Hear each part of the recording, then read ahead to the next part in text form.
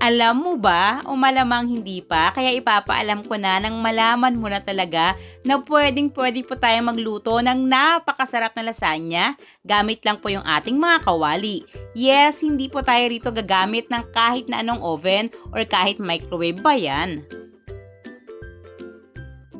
Sa isang kawali, magigisa lang po tayo ng bawang at sibuyas. Siguraduhin lang po na magisa nating mabuti yung ating sibuyas nang hindi naman po madaling mapanis yung ating red sauce. Then, ilagay na po natin yung ating giniling na karne. Depende na po ito sa inyo, kahit ano naman po ay pwede nyong gamitin. Dito po ang gamit ko ay ground beef. Hindi po ito sponsored pero para magkaroon po kayo ng idea at sa mga nagtatanong na rin, binibili ko po itong aking gamit na ground beef sa Alphamart. Nasa 380 naman po per kilo. Kapag gisadong-gisado na po ito, maglalabas po ito ng sariling mantika. Ang ginagawa ko po, binabawasan ko po ito para hindi naman po masyadong nagmamantika yung ating red sauce. After nyan, ilagay na po natin yung ating mga pampalasa at haluin lang po itong mabuti. Sa tuwing gumagawa po ako ng red sauce, naglalagay po ako rito ng liver spread. Isa po ito sa nagpapalinamnam po talaga nitong ating sauce. Italian style nga po pala na spaghetti sauce yung aking inilagay. Maglalagay rin po tayo rito ng tubig at syempre isa sa mga kaugalian nating Pinoy na yung tubig na ilalagay natin pinapadaan po muna natin doon sa pakete ng ating sauce.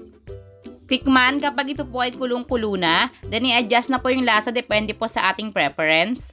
Lutuin hanggang sa tuluyan pong lumambot yung karne at mag-evaporate na po yung maasim na lasa ng ating spaghetti sauce. Ngayon ay ready na po itong ating red sauce. Palamigin na lang po natin habang ginagawa naman po natin yung ating white sauce. Para naman po sa ating white sauce or sa ating bechamel sauce, over medium heat, magtunaw lang po tayo ng butter o margarine, then maglagay po tayo ng harina. Kapag well mixed na po ito, maglalagay naman po tayo rito ng evaporated milk. Dito po pwede rin po kayong gumamit ng fresh milk. Still, ang lakas pa rin po ng apoy natin dito ay medium heat. Huwag niyo pong masyadong pakalakasan nang sa ganon hindi naman po mag-curdle yung gatas. Then, kapag ito po ay kumukulo na, ilagay na po natin yung ating grated cheese. Kahit ano po uling klaseng keso ay pwede nyong gamitin. Mas maganda nga lang po yung mas madaling matunaw na keso. Lutuin pa po natin ito habang patuloy na hinahalo hanggang sa tuluyan pong matunaw yung keso at hanggang sa ito po ay kumulo. Mapapansin niyo po ngayon na hindi pa masyadong malapot itong ating bechamel sauce. Saktong-sakto lang po ito dahil habang ito'y lumalamig, makikita niyo mamaya mag-iiba po yung consistency nito. Para naman po sa ating pasta sheet, depende na po sa brand or dun sa pinaka-packaging yung pagluluto nyo nito. Pero sa akin, yung ganitong brand po na gamit ko, kapag kulong-kulo na po yung tubig, dan nilagay na po natin yung pasta, oorasan ko na po ito ng 15 minutes, i-drain, huhugasan po nating mabuti, saka ko naman po ito ilalagay sa isang lalagyan or isang pan na katulad nito, nang sa ganon hindi po ito magdikit-dikit.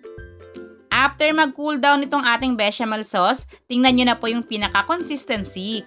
Kaya sundan nyo lang po talaga yung ating mga sangkap, ganun na rin po yung procedure, saktong-sakto po yung mga sauce na inyong magagawa. Ganito kamiti naman po yung gusto namin sa red sauce ng lasagna, pero kung sakaling sa inyo ayaw nyo ito, pwede nyo pong bawasan yung dami ng karne na inyong gagamitin. At katulad nga po nung sinabi ko sa inyo kanina, wala tayong oven na kakailanganin sa lasagna recipe natin ngayon, kaya kawali lang po yung ating pag-aassemble nitong ating lasagna. Uulit-ulitin lang naman po natin yung pagpapatong-patong natin ng ating lasagna sheet, red sauce at white sauce. Baka po marami na namang mag-react dito po sa ating lasagna recipe. Ito po ay Filipino style at Mommy Loves version. Nakadepende pa rin naman po kasi lagi sa inyo yung mga sangkap, brands na inyong gagamitin. Ganun na rin po yung pinakalasa. At muli ko na pong ihihingi sa inyo ng paumanhin yung aking boses. Todo na po talaga ito. Ito na po yung the best ko. Dahil na rin po ito sa sakit kong hyperthyroidism. Alam nyo rin ba na mas nahihirapan pa po akong mag-record or magsalita kesa po magluto? Pero alam ko na mas madali nyo po itong mauunawaan, lalo na po doon po sa talagang hindi po lagi nagluluto kung akin pong sinasabi yung bawat procedure ng ating ginagawa. Pero kung talagang napapangitan po kayo sa boses ko, alam nyo na po kung paano magluto o humahanap na lang po kayo ng iba't ibang recipe. Pwede naman pong tanggalin nyo na lang po yung pinaka-volume ng inyong cellphone, then panoorin nyo na lang po yung buong video.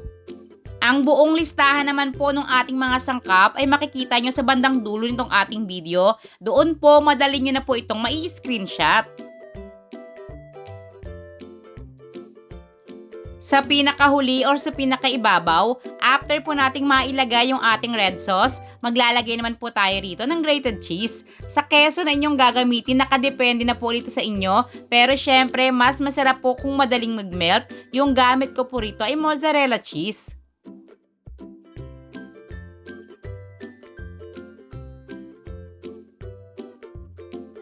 Dahil yung pinakatakip ng ating kawali ay may butas, nilagyan ko lang po ito ng papel nang sa ganon masaraduhan po ito at pasok na pasok po talaga yung init dun po sa ating kawali.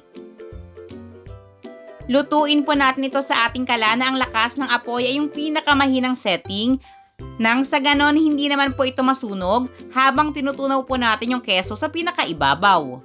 Niluto ko po ito sa loob ng 40 minutes, pero ang ginagawa ko po, every 5 minutes dahan-dahan kong tinatanggal yung pinakatakip, then pinupunasan ko po yung pinakaloob, nang sa ganon yung pinaka-moist ay hindi po tutulo sa ating lasagna.